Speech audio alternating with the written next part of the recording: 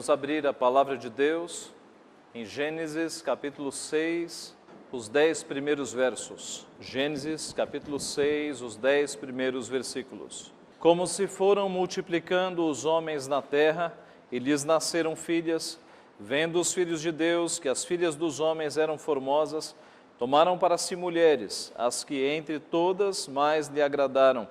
Então disse o Senhor: o meu espírito não agirá para sempre no homem, pois este é carnal, e os seus dias serão 120 anos.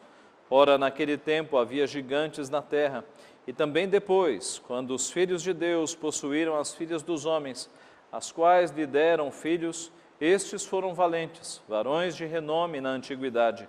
Viu o Senhor que a maldade do homem se havia multiplicado na terra, e que era continuamente mal todo o desígnio do seu coração. Então se arrependeu o Senhor de ter feito o homem na terra, e isso lhe pesou no coração. Disse o Senhor: farei desaparecer da face da terra o homem que criei, o homem e o animal, os répteis e as aves dos céus, porque me arrependo de os haver feito. Porém Noé achou graça diante do Senhor. Eis a história de Noé. Noé era homem justo e íntegro entre os seus contemporâneos. Noé andava com Deus. Gerou 3 filhos, Sem, Cã e Jafé. Vamos orar? Pai Santo, nós te louvamos pelo privilégio que temos de estar na tua casa, neste dia que é consagrado a ti, com a tua palavra diante dos nossos olhos. Palavra, ó Pai, que foi escrita por ti, pela mão de vários homens inspirados por ti, palavra que atravessa os séculos, que instrui a tua igreja e que nos alcança, Pai, nos nossos dias, também trazendo a nós instrução, sabedoria, exortação. Te louvamos, Pai, porque o Senhor é um Deus que fala conosco e fala através da tua palavra. E neste sentido, nós pedimos que o Senhor tenha misericórdia de nós mais esta noite e nos alimente com o puro ensino da tua palavra. Ó Pai, para que possamos te conhecer melhor e, conhecendo-te, melhor te servir e viver de uma forma que te agrada, Pai. Abençoa-nos, portanto, instrui a nossa mente nesta noite, fala ao nosso coração, o Senhor que conhece cada um de nós que está aqui no teu povo, Pai. É o que nós pedimos humildemente e em nome de Jesus. Amém. Se você fosse traçar a história da humanidade, que fatos você destacaria? Quais seriam os fatos escolhidos para narrar a história da humanidade?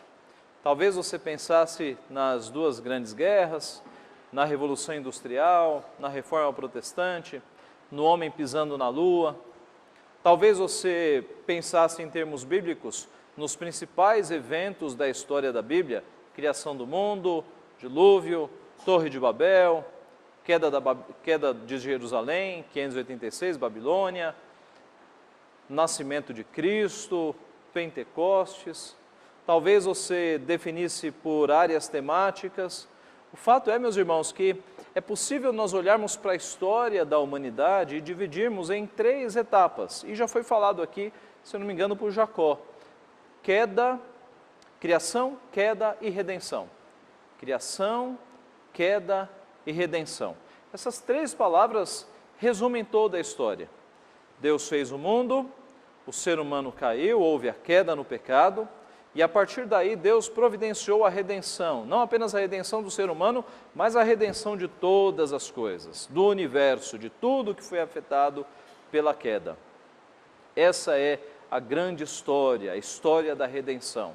Mas, considerando fatos menores que foram importantes na história da humanidade, nós vemos que esses 3 momentos sempre estão presentes. E olhando agora para a história do dilúvio, a história de Noé e tudo o que aconteceu, nós podemos também destacar, pegar da macro-história e colocar aqui em um episódio esses 3 momentos: queda, criação, queda e redenção. Olhando para o nosso texto, nós vemos então, no começo, um momento em que, mesmo depois de Deus ter criado o mundo, Ele deixou que o ser humano continuasse criando. Não criando como Deus faz, do nada. Deus cria sem matéria-prima. Deus falou em Gênesis 1, registrado em Gênesis 1, e as coisas foram aparecendo e foram se materializando. Mas depois de toda a matéria-prima estar criada, quando Deus passa a Adão e a sua auxiliadora o que nós chamamos de mandato cultural, a ordem para que Adão continuasse cuidando da criação e desenvolvendo a sociedade, nós temos aqui, meus irmãos, como que uma continuação da criação. Alguns autores desenvolvem isso, Francis Schaeffer e outros autores desenvolvem essa, Nancy Pearce também desenvolve a ideia de que como que Deus tenha criado o mundo e passado ao ser humano a tarefa de continuar criando, inventando, desenvolvendo. Quando nós abordamos o nosso texto em Gênesis 6, nós vemos que a criação,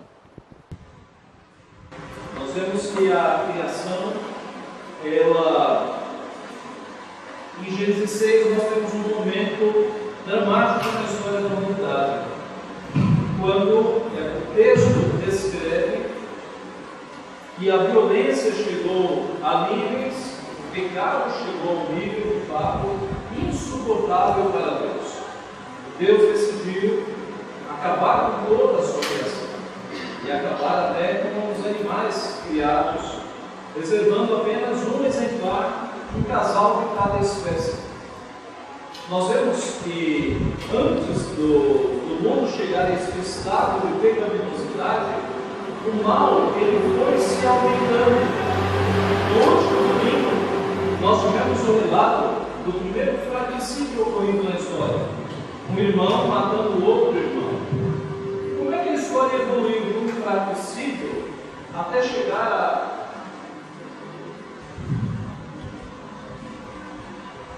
Como é que a história evoluiu de um fratricídio, algo ali acontecido na primeira família, até chegar ao ponto de toda a terra estar corrompida, e corrompida de tal forma que apenas uma família pudesse ser salva por Deus? Justamente o capítulo anterior, o capítulo 5 e o capítulo de número 4, nos mostra como foi essa evolução. Nós vemos então, meus irmãos, dentro da nossa abordagem de criação, nós vemos primeiro um progresso, um desenvolvimento da criação, nós vemos um desenvolvimento daqueles mandatos que Deus deu a Adão, de desenvolver a família, de desenvolver a comunhão com Deus e de desenvolver tudo aquilo que havia sido criado. Nós vemos a partir do capítulo 4, versículo 17, a descrição, acompanhe na sua Bíblia, dos descendentes de Caim, e a partir do capítulo 5, versículo 1, os descendentes de Adão. E a pergunta mais óbvia aqui é a seguinte: Caim não era filho de Adão? Não bastava um texto narrando a descendência, uma descendência apenas? Por que Moisés colocou duas descendências separadas? Por que ao invés de Moisés colocar a descendência de Adão, incluindo Caim e Sete, porque Abel havia sido morto, por que Moisés separou? Por que Moisés fez a descendência de Adão e a descendência de Caim? Meus irmãos, os estudiosos trabalham esse texto mostrando que Moisés fez isso intencionalmente.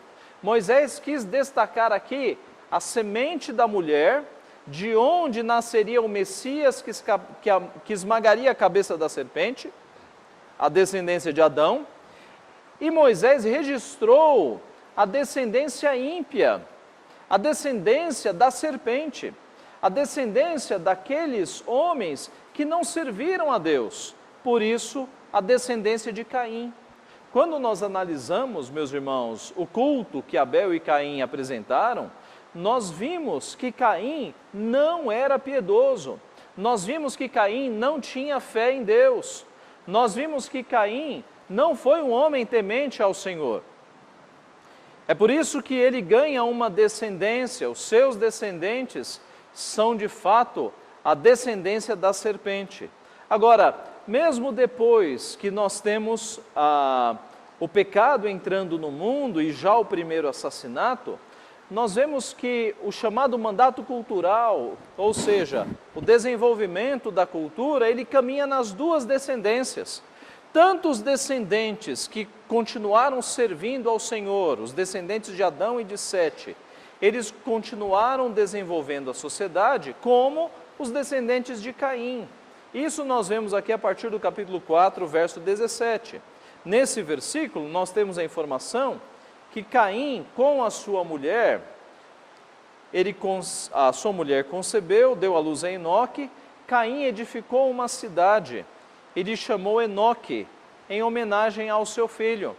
Então veja que aquela ordem que é dada para Adão, para que ele desenvolva a cultura, ela é levada a termo. E Caim cria uma cidade e dá o nome da cidade ao seu filho.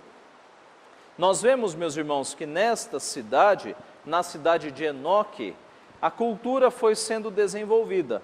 No versículo 20, nós vemos que Ada deu à luz a Jabal, este foi o pai dos que habitam em tendas e possuem gado. Este homem chamado Jabal foi aquele que criou a habitação em tendas, que inventou as tendas. E foi aquele que passou a cuidar de gado.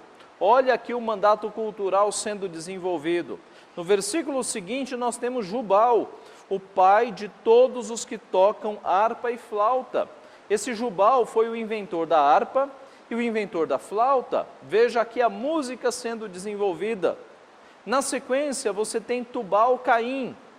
Zilá, por sua vez, deu à luz a Tubal-Caim, artífice de todo instrumento cortante, de bronze e de ferro. A irmã de Tubal-Caim foi Naamá. Tubal-Caim criou o que nós chamamos hoje de metalurgia, instrumentos cortantes de bronze e de ferro. E assim, meus irmãos, nós vemos que, mesmo na descendência da serpente, o mundo continuou a desenvolver-se. A graça comum de Deus, ela atuava nas duas descendências. Quando você pega a descendência dos justos, a descendência da mulher, que passa por Sete, nós temos desenvolvimento também. Veja capítulo 5, verso 28 e 29. Lameque viveu 182 anos e gerou um filho, pôs-lhe o nome de Noé, dizendo: este nos consolará dos nossos trabalhos e das fadigas de nossas mãos, nesta terra que o Senhor amaldiçoou. Nota-se que eles continuavam cultivando a terra que Deus lhe havia dado, uma terra embaixo de maldição, porque o cultivo era embaixo de muito suor, de muito labor. No capítulo 4, verso 26, nós temos o registro do desenvolvimento do mandato espiritual. A Sete nasceu-lhe também um filho, o qual pôs o nome de Enos. Daí se começou a invocar o nome do Senhor. Talvez uma referência ao culto público que começara a ser trazido àquela sociedade. Assim, meus irmãos, nós temos um primeiro momento, antes do dilúvio, de progresso, de criação. Não criação do nada como Deus fez, mas de coisas sendo inventadas, do progresso avançando sobre a humanidade. Nós podemos olhar para a história do mundo nessa ótica de progresso. Há progresso no mundo. A doutrina da graça comum nos mostra que toda a descoberta científica, todo o desenvolvimento tecnológico vem das mãos de Deus. A graça comum, ou a força de Deus, ela limita o mal da humanidade.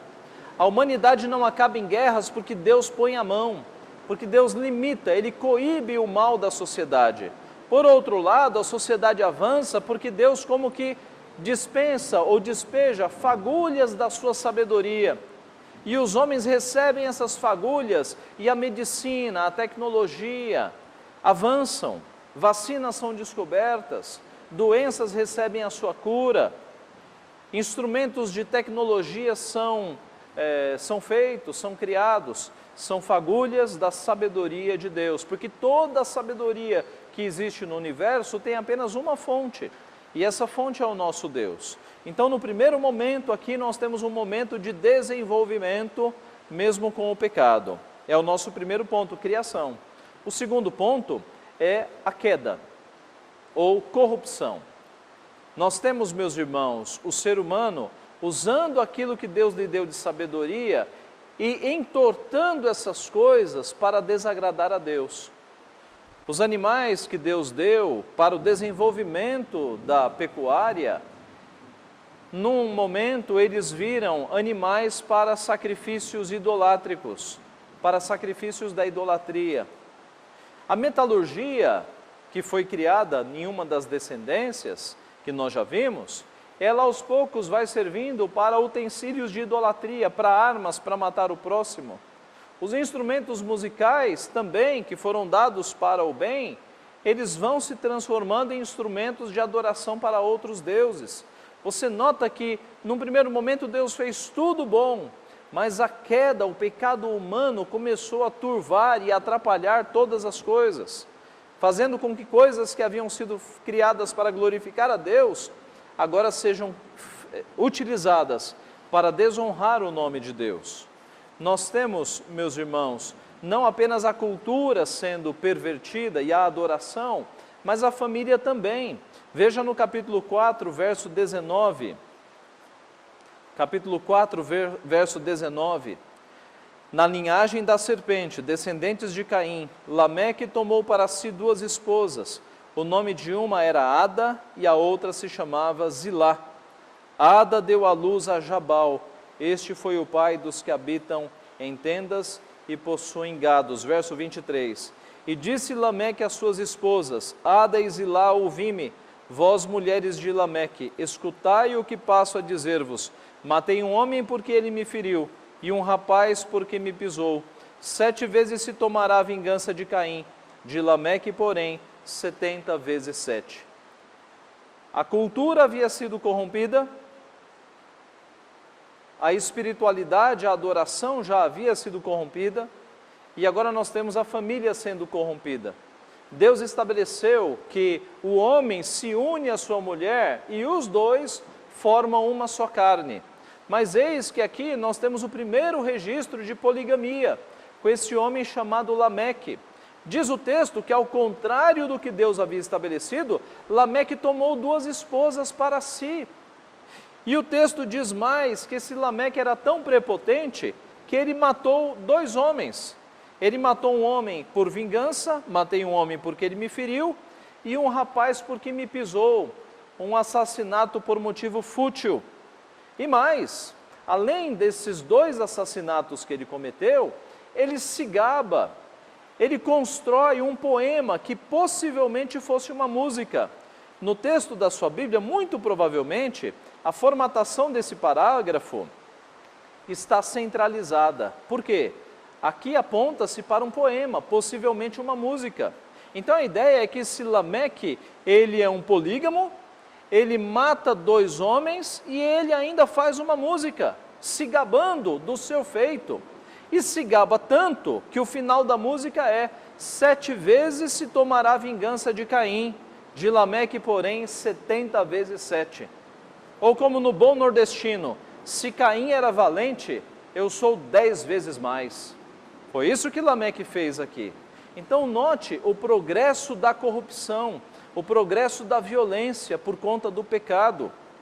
Nós vemos que a família, ela foi atacada também, quando um homem aparece com 2 mulheres. Institui-se ali a poligamia, que é uma afronta contra a palavra de Deus. No decorrer do Antigo Testamento, outros homens foram polígamos, mas nunca com a aprovação de Deus. Deus não permitiu, Deus não tolerou, Deus nunca concordou com a poligamia. E esses homens sofreram na sua vida a consequência dos seus pecados. Há uma história por aí no meio evangélico de que Deus tolerou a poligamia quando eram servos seus. De jeito nenhum. Basta pesquisar o que aconteceu na vida desses homens por conta da poligamia. Salomão, por exemplo, teve o seu coração afastado do Senhor por conta da poligamia. E outros servos sofreram muito por quebrarem a lei do casamento, que conta com uma mulher e um homem. Assim, meus irmãos, nós vemos que a violência vai aumentando. E quando nós chegamos no capítulo 6, nós temos ali a mistura das duas descendências. A semente da mulher, que era uma semente de homens justos, homens piedosos, ela não se misturara com a semente da serpente, os descendentes de Caim. E parece que havia um certo equilíbrio no mundo entre os que buscavam a Deus e os que não buscavam a Deus. Mas eis que em Gênesis 6 é quando eles se misturam através de casamentos ilícitos. É o que nos diz o texto. Como se foram multiplicando os homens na terra, e lhe nasceram filhas, vendo os filhos de Deus, que as filhas dos homens eram formosas, tomaram para si mulheres, as que entre todas mais lhe agradaram.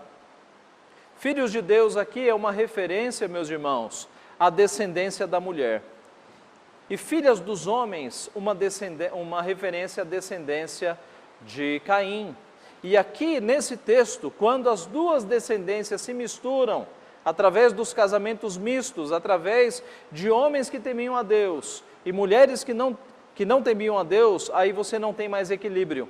E o nível de violência sobe a um ponto que Deus decide acabar com a humanidade.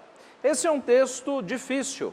Alguns olham para esse texto e dizem que filhos de Deus é uma referência a demônios que teriam tomado mulheres para terem relações com mulheres e nascerem seres intermediários entre homens e mulheres. Meus irmãos, essa é uma interpretação de ficção, porque nada no texto nos aponta isso. Primeiro, anjo não gera filhos. Anjos na Bíblia são assexuados. Nosso Senhor Jesus certa vez disse que na eternidade, na ressurreição, nós seremos como anjos que não se casam e nem se dão em casamento. Você não tem uma referência na Bíblia mostrando que anjos podem ter relações. Aliás, a base para essa ideia de ficção é um livro apócrifo, é o livro de Enoque. E nós não usamos livros apócrifos porque eles não são inspirados, eles não contam com a autoridade divina. Outro argumento, o texto fala em filhos de Deus. Filhos de Deus é uma referência a anjos, eu concordo, mas não apenas a anjos e muito menos a demônios, porque o argumento não é que eram anjos puros, é que eram demônios que haviam possuído mulheres. E terceiro argumento contra esta tese, o texto no versículo 4 diz que naquele tempo havia gigantes na terra, e também depois, quando os filhos de Deus possuíram as filhas dos homens, as quais lhe deram filhos. Então, a tese da ficção é que anjos tenham tomado mulheres e dessa união estranha tenham nascido gigantes. Mas o texto nos diz, observe verso 14, que antes dos filhos de Deus possuírem as filhas, já havia gigantes na terra, já havia homens poderosos, homens com muita força, valentes. Então, meus irmãos, a melhor posição, a que não fere o texto, é essa que eu estou passando, que você tinha uma descendência de homens que seguiam a Deus, uma descendência de homens que não seguiam a Deus. E quando os filhos de Deus se misturaram com as filhas dos homens, você teve esse aumento da maldade. A perda do equilíbrio gerou aumento da maldade, e aí Deus interveio, ou Deus agiu com força para que a situação ela não piorasse. Você tem então, meus irmãos, um aumento da maldade. Veja o verso 11. A terra estava corrompida à vista de Deus e cheia de violência. A maldade havia se multiplicado, versos 5 e 12. Viu o Senhor que a maldade do homem se havia multiplicado na terra, e que era continuamente mal todo o desígnio do seu coração. Verso 12. Viu Deus a terra, e eis que estava corrompida, porque todo ser vivente havia corrompido o seu caminho na terra. Eu falava hoje de manhã, a nossa tendência é achar que nós vivemos os piores dias do mundo. Nós não vivemos os piores dias do mundo. Esse tempo foi um dos piores dias do mundo, porque o texto diz que todo ser vivente havia corrompido o seu caminho. E Deus olhou do céu e só se salvava uma família, só a família de Noé. E foi a única família que se salvou. Então, nesse período, a maldade aumentou a níveis insuportáveis ao nosso Deus que é santo. E por isso ele decidiu mandar o dilúvio e acabar com toda aquela pecaminosidade. Nós temos um crescimento, então, progressivo do pecado. O primeiro pecado cometido por Adão foi de desobediência. Na sequência, você tem um assassinato, Caim matando Abel. Mais para frente, você tem poligamia e assassinato com motivo fútil, com orgulho e com poema. E agora, você tem toda a criação corrompida. Veja como foi uma progressão geométrica. O pecado, meus irmãos, infestou-se pela humanidade, ao ponto de só sobrar uma família. Então, nosso primeiro momento é um momento de criação e de progresso embaixo de pecado. Mas o segundo momento é um momento de corrupção total. É o momento da queda sendo amplificada, os efeitos da queda atingindo toda a humanidade. A corrupção, meus irmãos, continua, se você observar, no decorrer da história. A história é testemunha de corrupção, de guerras, de genocídios, de imoralidade, de indústria das drogas, corrupção na política, corrupção na família, holocausto, eugenia, testes em seres humanos para tentar produzir uma raça mais pura. A história é testemunha do sangue que já correu pela terra nas guerras e genocídios. A história é testemunha do estrago que o pecado tem feito no decorrer da história da humanidade. Mas eis que, meus irmãos, o nosso Deus é Deus de redenção. Houve criação, houve queda, mas Deus providenciou a redenção. E aí aparece Noé. Noé foi alguém, e é dito no versículo de número 8, que Noé achou graça diante do Senhor. Noé não era santo, mas ele achou graça, ou ele foi um recebedor da graça de Deus. Deus agiu no coração de Noé, para que a sua família fosse uma família diferente, para que ele fosse diferente. Noé é citado aqui no versículo 9 como um homem justo e íntegro entre os seus contemporâneos. Noé andava com Deus. Enoque, lá atrás, também andava com Deus. Noé era um homem piedoso, que vivia nos caminhos do Senhor. Noé é citado na Bíblia como um homem justo por Ezequiel. Noé, ele é visto como alguém que foi um pregoeiro da justiça, citado por Pedro. Ele pregou durante muitos anos para que o povo se arrependesse, para que o povo se voltasse para Deus. Possivelmente, meus irmãos, Noé tenha pregado durante 120 anos. Nós sabemos que nesta época os homens e as mulheres viviam muito tempo. Quanto mais próximos de Adão e Eva, mais o DNA era puro. Por isso que eles viviam 300, 400, 500, 700 anos. E Noé, ele levou, nas suas formas rudimentais de construir uma arca, cerca de 120 anos para a construção daquela arca. Noé era alguém que andava com Deus. O escritor aos Hebreus, falando sobre os heróis da fé, ele diz de Noé o seguinte, Hebreus 11, 7. Pela fé, Noé, divinamente instruído acerca de acontecimentos que ainda não se viam, e sendo temente a Deus, aparelhou uma arca para a salvação de sua casa, pela qual condenou o mundo e se tornou herdeiro da justiça que vem da fé. Meus irmãos, Noé recebeu uma ordem e obedeceu. Naquela época não havia chuva. Naquela época subia um vapor da terra e regava a vegetação. E isso ficava mais difícil ainda para um homem de fé, ou ficava mais difícil ainda para as pessoas acreditarem, quando o homem dizia que cairia água do céu e o mundo acabaria em água, porque o povo não conhecia o que era chuva. O dilúvio foi a primeira ocorrência de chuva que existiu. Mas mesmo sem ver, Noé cria. E essa é a definição de fé. É quando nós cremos de coisas ou em coisas que nós não vemos. E assim o texto diz que Deus mandou que Noé construísse uma arca de 150 metros de comprimento, de 25 metros de largura, 15 metros de altura. Alguns irmãos nossos americanos construíram há pouco tempo uma réplica dessa, se eu não me engano, em Kentucky. E homens e mulheres, principalmente crentes, têm visitado essa arca para conhecer. Foi construída uma arca nas dimensões reais, de fato. Era uma arca gigantesca, meus irmãos, muito grande, para que coubesse um casal de cada espécie de animais. Esses animais vieram porque Deus mesmo os trouxe par a par, para que eles fossem salvos.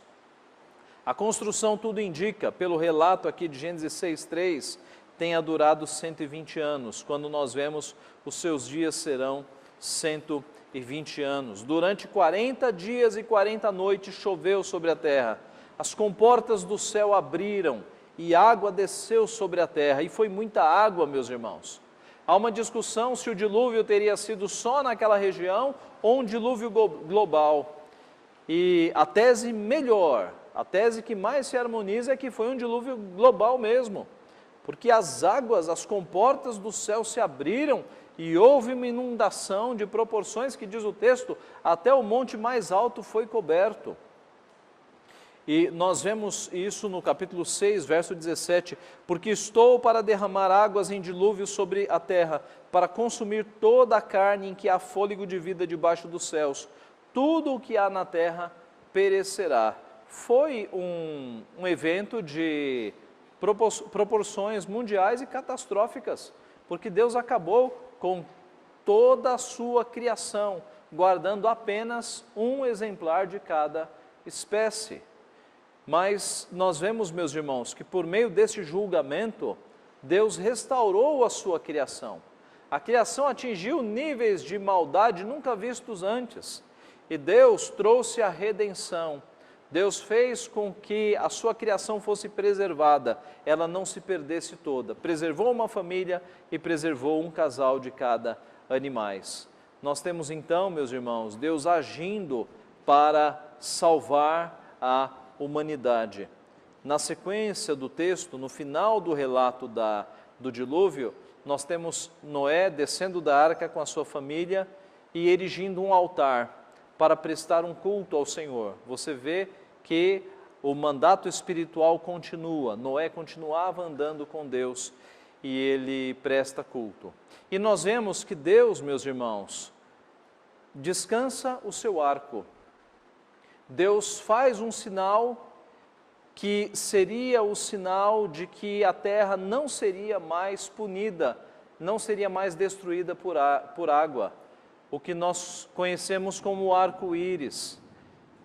E o arco-íris representa justamente Deus aposentando o seu arco, Deus colocando o seu arco, que era um instrumento de guerra, que simbolizava a guerra, colocando o seu arco ali para mostrar que ele não vai mais punir a humanidade por meio de água, mas ele vai punir agora por meio do fogo, como é dito lá na primeira epístola de Pedro.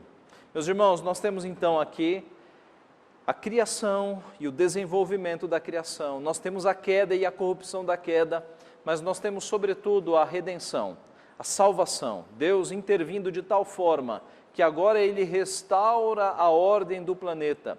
Ele diz a Noé: multiplicai-vos, dominai sobre a terra. A partir de agora, os animais que antes não tinham medo do ser humano, passarão a ter medo do ser humano a partir daqui, e a terra é restaurada. A arca foi uma salvação provisória. Salvou ali aquela família, salvou a criação de Deus. Nós temos em Cristo, meus irmãos, a salvação definitiva. E nós vemos a salvação de Cristo desenvolvendo-se na história. Os sacrifícios continuaram, os sacrifícios apontavam para Cristo. Deus continuou salvando o seu povo. Em momentos cruciais da história de Deus, Deus estava lá salvando. Por exemplo, na história de Esther, quando houve um decreto para que o povo fosse atacado. Ali era o diabo querendo acabar com o povo, para que acabando com o povo, o Messias não nascesse lá na frente. É possível analisar a história bíblica sob esta perspectiva, das duas sementes, e o diabo tentando impedir o nascimento do Messias. O diabo tentou impedir o nascimento da semente quando Caim matou Abel. Ali já era o diabo impedindo que da descendência de Abel nascesse o Messias. É por isso que nos evangelhos o diabo é chamado de homicida desde o princípio. Qual é o registro de que o diabo tenha matado alguém na Bíblia? A opinião dos estudiosos é que foi o diabo que motivou Caim a matar Abel. E o seu plano era cortar a semente para que o Messias não nascesse. E o diabo fez várias tentativas para acabar com o povo de Deus no decorrer da história, tentando impedir que o Messias nascesse. Apocalipse 20 fala sobre isso. A parábola do dragão em frente da mulher que está com dores de parto. E a última tentativa do diabo foi quando Maria grávida, na verdade foi quando Jesus nasceu, e Herodes, sabendo que o Messias havia nascido, ele ordenou que todas as crianças de determinada idade para baixo fossem mortas. Ali foi a última tentativa desesperada do diabo de acabar com o Messias, mas ele não conseguiu, porque Deus falou a José, e José, cumprindo a sua missão de pai, tira a sua família dali e Jesus é salvo. Assim, meus irmãos, nós vemos que nós podemos pensar na história da humanidade, na história bíblica, entre essas duas sementes, a semente da mulher, a semente do Messias e a semente da serpente. Nós concluímos, voltando a falar de grandes eventos que aconteceram na história da humanidade. Um desses eventos, que ainda é considerado como dos maiores, foi a ida do homem à Lua. Em 20 de julho de 1969, Neil Armstrong foi o astronauta que pisou na Lua. E ele disse, um pequeno passo para o homem, um grande passo para a humanidade.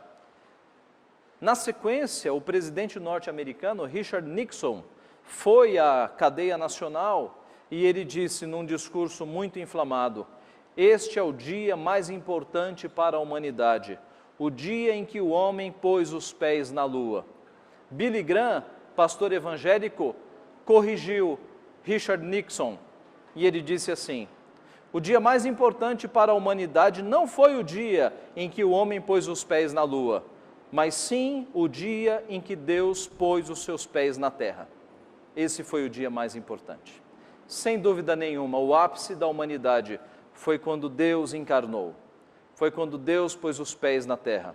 Foi quando Deus tornou-se Jesus Cristo e habitou entre nós, cheio de graça e de verdade, para nos salvar. O dilúvio é uma história bonita e mostra Deus salvando o seu povo. A vinda de Jesus Cristo é uma história gloriosa, que mostra Deus salvando todo o seu povo, de todos os tempos, de todas as épocas, todos aqueles que foram eleitos e escolhidos por Deus na eternidade. O dilúvio é uma amostra pequena da salvação, porque foi salva uma família. A cruz de Cristo, a encarnação e a cruz de Cristo mostram a tão grande e maravilhosa salvação que nós temos em Cristo Jesus. Este é, sem dúvida nenhuma, o maior acontecimento da humanidade. Louvado seja Deus por Cristo Jesus ter morrido por nós. Amém.